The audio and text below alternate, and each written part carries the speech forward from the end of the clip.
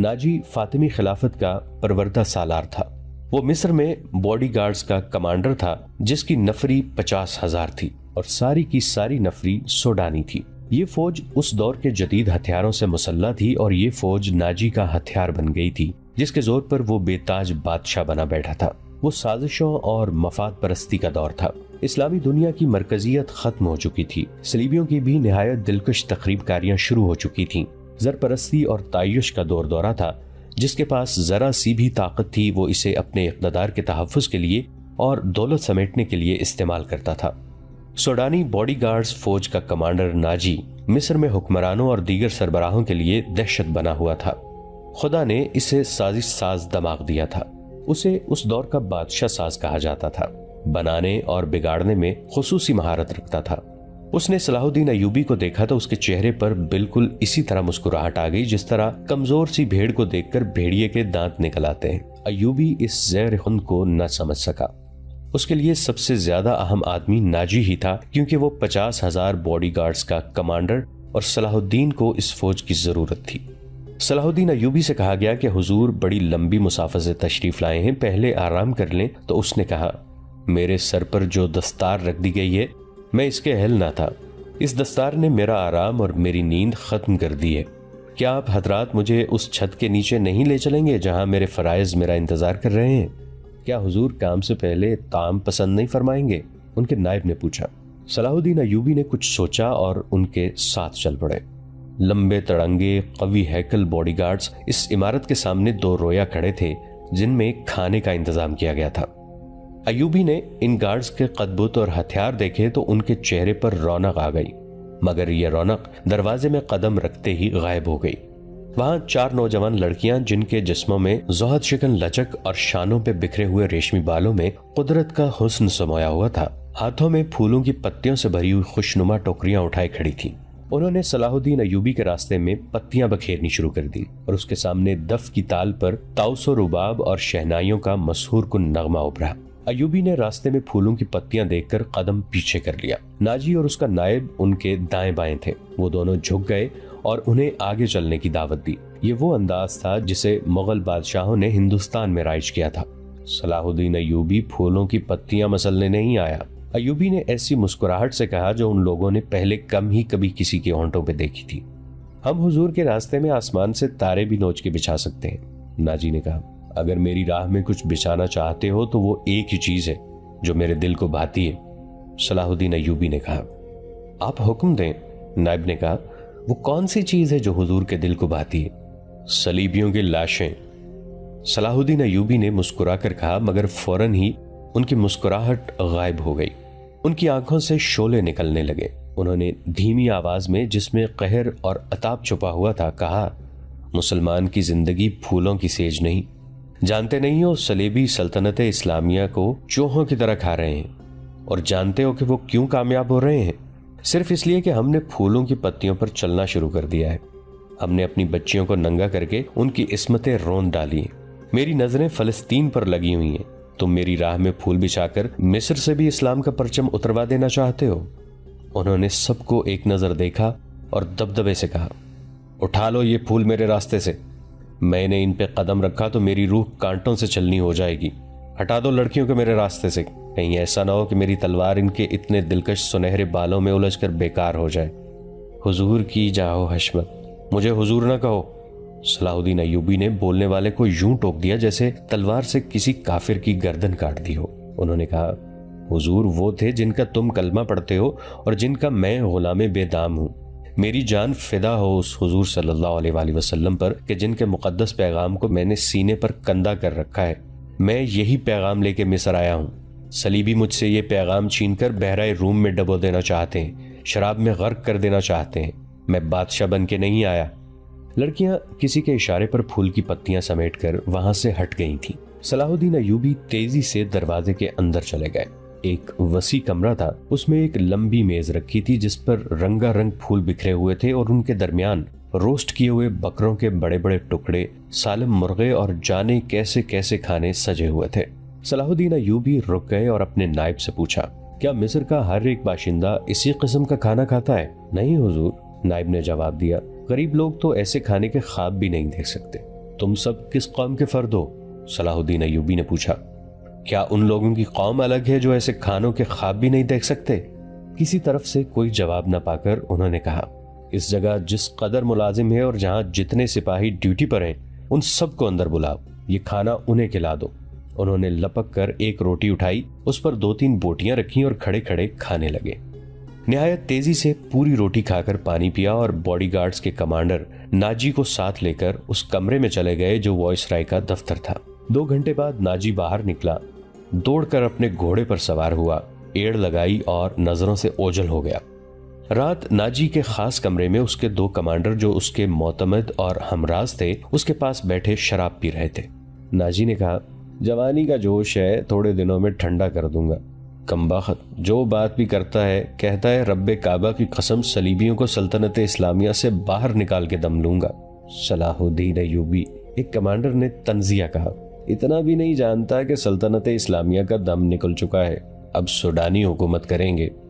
क्या आपने उसे बताया नहीं कि ये 50,000 का लश्कर सूडानी है? दूसरे कमांडर ने नाजी से पूछा। और ये लश्कर जिसे वो अपनी फौज समझता है सलीबियों के खिलाफ नहीं लड़ेगी? तुम्हारा दिमाग ठिकाने है और दुश? नाजी ने कहा, मैं उसे ये यकीन दिलाया हूं कि ये 50,000 सूडानी शेर उसके इशारे पर सलीबियों के परखचे उड़ा देंगे। लेकिन नाजी चुप होकर सोच में पड़ गया। लेकिन क्या? लेकिन उसने मुझे हुक्म दिया है कि मिस्र के बाशिंदों की एक फौज तैयार करो। नाजी ने कहा, उसने कहा है कि एक ही मुल्क की फौज मुनासिब नहीं होती, वो मिस्र के लोगों को भर्ती करके हमारी फौज में शामिल करना चाहता है। तो आपने क्या जवाब दिया? मैंने कहा कि आपके हुक्म की तामील होगी। नाजी ने जवाब दिया, मगर मैं ऐसे हुक्म की तामील नहीं करूंगा। मिजाज का कैसा है? औरदिश ने पूछा। जिद का पक्का मालूम होता है, नाजी ने जवाब दिया। आपकी दानिश और तजर्बे के सामने तो वो कुछ भी नहीं लगता, दूसरे कमांडर ने कहा। नया नया अमीर मिस्र बन के आया है, कुछ रोज ये नशा तारी रहेगा। मैं ये नशा उतरने नहीं दूंगा, नाजी ने कहा। उसे इस नशे में बदमस्त करके मारूंगा। बहुत देर तक ये तीनों सलाहुद्दीन अय्यूबी के खिलाफ बातें करते रहे और इस मसले पर गौर करते रहे कि अगर सलाहुद्दीन अय्यूबी ने नाजी की बेताज बादशाही के लिए खतरा पैदा कर दिया तो वो क्या कार्रवाई करेंगे। उधर सलाहुद्दीन अय्यूबी अपने नाइबीन को सामने बिठाए ये जहन नशीन करा रहे थे कि वो हुकूमत करने नहीं आए और न किसी को हुकूमत करने देंगे। सलाहुद्दीन ने उनसे कहा कि उन्हें जंगी ताकत की जरूरत है और उन्होंने ये भी कहा कि यहाँ का फौजी ढांचा उन्हें बिल्कुल पसंद नहीं। 50,000 बॉडीगार्ड्स सूडानी हैं। हमें हर खित्ते के बाशिंदों को यह हक देना है कि वो हमारी फौज में आ जाएं, अपने जौहर दिखाएं और माल गनीमत में से अपना हिस्सा वसूल करें। यहाँ के अवाम का मेयार जिंदगी इसी तरह बुलंद हो सकता है। सलाहुद्दीन अय्यूबी ने उन्हें बताया, मैंने नाजी से कह दिया है कि वो आम भर्ती शुरू कर दे। क्या आपको यकीन है कि वो आपके हुक्म की तामील करेगा? एक नाजिम ने उनसे पूछा। क्या वो हुक्म की तामील से गुरेज करेगा? वो गुरेज कर सकता है, नाजिम ने जवाब दिया। फौजी उमूर उसी के सपुर्द हैं, वो किसी से हुक्म नहीं लिया करता, अपनी मनवाया करता है। सलाहुद्दीन अय्यूबी खामोश रहे जैसे उन पर कुछ असर ही ना हुआ हो। उन्होंने सबको रुखसत कर दिया और सिर्फ अली बिन सुफियान को अपने साथ रखा। अली बिन सुफियान जासूसी और जवाबी जासूसी का माहिर था। उसे सलाहुद्दीन अय्यूबी बगदाद से अपने साथ लाए थे। वो उधेड़ उम्र का आदमी था, अदाकारी, चरब ज़बानी और भेस बदलने में महारत रखता था। जंगों में उसने जासूसी भी की थी और जासूसों को पकड़ा भी था। उसका अपना गिरोह था जो आसमान से तारे भी तोड़ लाता था। सलाहुद्दीन अय्यूबी को जासूसी की अहमियत से वाकफियत थी। फन्नी महारत के अलावा अली में वही जज्बा था जो सलाहुद्दीन अय्यूबी में था। तुमने सुना अली? सलाहुद्दीन ने कहा। ये लोग कह गए कि नाजी किसी से हुक्म नहीं लिया करता, अपनी मनवाया करता है। हाँ, अली ने जवाब दिया, मैंने सुन लिया है। अगर मैं चेहरे पहचानने में गलती नहीं करता तो मेरी राय में बॉडीगार्ड्स का ये कमांडर जिसका नाम नाजी है नापाक ज़हनियत का इंसान है। उसके मुताल्लिक मैं पहले से भी कुछ जानता हूँ। ये फौज जो हमारे खजाने से तनख्वाह लेती है दरअसल नाजी की जाती फौज है। उसने हुकूमती हलकों में ऐसी साजिशें की हैं जिन्होंने इंतजामी ढांचे को बेहद कमजोर कर दिया है। अब का ये फैसला बिल्कुल बजा है कि फौज में यहाँ के हर खित्ते के सिपाही होने चाहिए। मैं आपको तफसीली मालूमात फराहम कर दूंगा। मुझे शक है कि सूडानी फौज नाजी की वफादार है, हमारी नहीं। आपको इस फौज की तरतीब और तंजीम बदलनी पड़ेगी या नाजी को सुबकदोश करना पड़ेगा।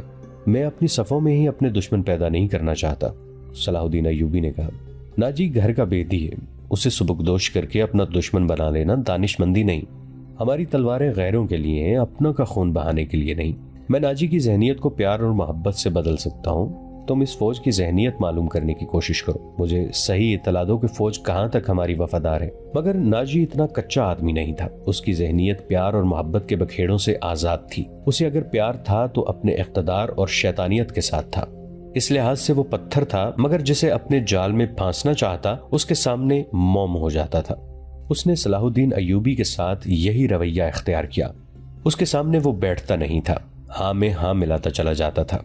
उसने मिस्र के मुख्तलिफ खित्तों से अय्यूबी के हुक्म के मुताबिक फौज के लिए भर्ती शुरू कर दी थी, हालांकि ये काम उसकी मर्जी के खिलाफ था। दिन गुजरते जा रहे थे। सलाहुद्दीन अय्यूबी उसे कुछ कुछ पसंद करने लगा था। नाजी ने उसे यकीन दिलाया था कि सूडानी बॉडीगार्ड्स फौज हुक्म की मुंतजिर है और ये कौम की तवक्कुआत पर पूरा उतरेगी। नाजी सलाहुद्दीन अय्यूबी को 2-3 मरतबा कह चुका था कि वो बॉडीगार्ड्स की तरफ से इसे दावत देना चाहता है और फौज इसके एजाज में जश्न मनाने के लिए बेताब है, लेकिन सलाहुद्दीन अय्यूबी मसरूफियत की वजह से ये दावत कबूल नहीं कर सका था। रात का वक्त था।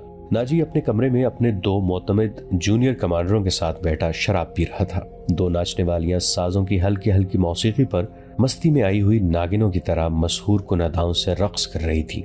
उनके पाँव में घुंघरू नहीं थे, उनके जिस्मों पर कपड़े सिर्फ इस कदर थे कि उनके सतर ढके हुए थे। इस रक्स में खुमार का तासुर था। दरबान अंदर आया और नाजी के कान में कुछ कहा। नाजी जब शराब और रक्स में महव होता था तो कोई मखल होने की जुर्रत नहीं कर सकता था। सिर्फ दरबान को मालूम था कि वो कौन सा जरूरी काम है जिसकी खातिर नाजी ऐशो तरफ की महफिल से उठा करता है, वरना वो अंदर आने की जुर्रत न करता। उसकी बात सुनते ही नाजी बाहर निकल गया और दरबान उसे दूसरे कमरे में ले गया। वहाँ सूडानी लिबास में मलबूस एक उधेड़ उम्र आदमी बैठा था। उसके साथ एक जवान लड़की थी। नाजी को देखकर वो उठी। नाजी उसके चेहरे और कद-काठ की दिलकशी देखकर ठिठक गया। वो औरतों का शिकारी था। उसे औरतें सिर्फ अपनी अय्याशी के लिए दरकार नहीं होती थीं। उनसे वो और भी कई काम लिया करता था, जिनमें एक ये था कि वो निहायत खूबसूरत और अय्यार लड़कियों के जरिए बड़े बड़े अफसरों को अपनी मुट्ठी में रखता था, और एक काम ये भी करता था कि उन्हें अमीरों वजीरों को ब्लैकमेल करने के लिए इस्तेमाल करता था और उनसे वो जासूसी भी कराता था। जिस तरह कसाब जानवर को देखकर बता देता है कि उसका गोश्त कितना है, इसी तरह नाजी लड़की को देखकर अंदाजा लगा लिया करता था कि ये किस काम के लिए मौजू है। लड़कियों के व्यापारी और बर्दफरोश अक्सर नाजी के पास माल लाते रहते थे। ये आदमी भी ऐसे ही व्यापारियों में से लगता था। लड़की के मुतालिक उसने बताया कि तजुर्बाकार है, नाच भी सकती है और पत्थर को जबान के मीठे जहर से पानी में तब्दील कर सकती है। नाजी ने इसका तफसीली इंटरव्यू लिया। वो इस फन का माहिर था। उसके मुताबिक उसने लड़की का इम्तिहान लिया और उसने ये राय कायम की कि जिस काम के लिए वो एक और लड़की को तैयार कर रहा था, उसके लिए ये लड़की थोड़ी सी ट्रेनिंग के बाद मौजू हो सकती है। सौदा तय हो गया। व्यापारी कीमत वसूल करके चला गया। नाजी लड़की को उस कमरे में ले गया जहां उसके 2 साथी रक्स और शराब से दिल बहला रहे थे। उसने लड़की को नाचने के लिए कहा। लड़की ने जब चोगा उतार कर जिस्म को 2 ही बल दिए तो नाजी और उसके साथी तड़प उठे। पहली दोनों नाचने वालियों के रंग पीले पड़ गए। इस नई लड़की के सामने उनकी कदर और कीमत कम हो गई थी। नाजी ने इसी वक्त महफिल बर्खास्त कर दी और उस लड़की को अपने पास बिठाकर सबको बाहर निकाल दिया। लड़की से नाम पूछा तो उसने ज़िकोई बताया। नाजी ने उसे कहा, ज़िकोई, तुम्हें यहाँ लाने वाले ने बताया था कि तुम पत्थर को पानी में तब्दील कर सकती हो। मैं तुम्हारा ये कमाल देखना चाहता हूँ। पत्थर कौन है? ज़िकोई ने पूछा। नया अमीर मिस्र, नाजी ने जवाब दिया। वो सलार आजम भी है। सलाहुद्दीन अय्यूबी? ज़िकोई ने पूछा। हाँ, सलाहुद्दीन अय्यूबी, नाजी ने कहा। अगर तुम इसे पानी में तब्दील कर दो तो उसके वजन जितना सोना तुम्हारे कदमों में रख दूंगा। वो शराब तो पीता होगा? नहीं, नाजी ने जवाब दिया। शराब, औरत, नाच गाने और तफरीह से वो इतनी ही नफरत करता है जितनी हर मुसलमान खंजीर से करता है। मैंने सुना था आपके पास लड़कियों का ऐसा तिलिस्म है जो नील की रवानी को रोक लेता है। ज़िकोई ने कहा। क्या वो तिलिस्म बेकार हो गया है? मैंने अभी आजमाया नहीं, नाजी ने कहा। ये काम तुम कर सकती हो। मैं सलाहुद्दीन अय्यूबी की आदतों के मुतालिक तुम्हें बहुत कुछ बताऊंगा। क्या आप उसे जहर देना चाहते हैं? ज़िकोई ने पूछा। अभी नहीं, नाजी ने जवाब दिया। मेरी उसके साथ कोई दुश्मनी नहीं। मैं सिर्फ ये चाहता हूँ कि वो एक बार किसी तुम जैसी लड़की के जाल में फंस जाए, फिर मैं इसे अपने पास बिठाकर शराब पिलाऊं। अगर उसे कत्ल करना मकसूद होता तो मैं ये काम हशीशीन से निहायत आसानी से करा सकता था। यानी आप उसके साथ दुश्मनी नहीं, दोस्ती करना चाहते हैं? ज़िकोई ने कहा। इतना बर्जस्ता जुमला सुनकर नाजी चंद लम्हे लड़की को देखता रहा। वो इसकी तवक्को से कहीं ज्यादा ज़हीन थी। हाँ जे कोई, नाजी ने उसके मुलायम बालों पर हाथ फेर कर कहा। मैं उसके साथ दोस्ती करना चाहता हूँ, ऐसी दोस्ती कि वो मेरा हमनवाला और हम प्याला बन जाए। आगे मैं जानता हूँ कि मुझे उससे क्या काम लेना है, नाजी ने कहा और जरा सोच कर बोला। लेकिन तुम्हें यह भी बता देना जरूरी समझता हूँ कि एक जादू सलाहुद्दीन अयूबी के हाथ में भी है। अगर तुम्हारे हुस्न और नाजो अंदाज पर उसका जादू चल गया तो मैं तुम्हें जिंदा नहीं रहने दूंगा। अगर तुमने मुझे धोखा दिया तो तुम एक दिन से ज्यादा जिंदा नहीं रह सकोगी। सलाहुद्दीन अयूबी तुम्हें मौत से बचा नहीं सकेगा। तुम्हारी जिंदगी और मौत मेरे हाथ में है, तो मुझे धोखा नहीं दे सकोगी। इसीलिए मैंने तुम्हारे साथ खुलकर बातें की हैं, वरना मेरे रुतबे और हैसियत का आदमी एक पेशावर लड़की के साथ पहली मुलाकात में ही ऐसी बातें कभी नहीं करता।